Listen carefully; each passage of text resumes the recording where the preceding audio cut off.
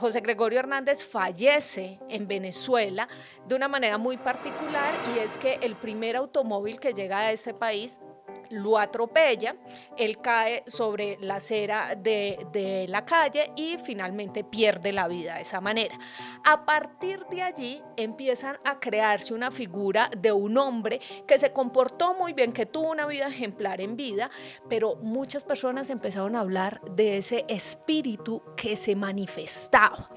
Pero adicional a eso tenía una figura bien particular, y era que algunas personas de Venezuela, que se dicen mediums, es decir, que tenían el poder de traspasar ese espíritu o incorporar el espíritu de José Gregorio, entonces empezaron a atender a muchísimas personas con dolencias médicas, a recetar y a través del espíritu de José Gregorio a de alguna manera sanar o curar a estas personas.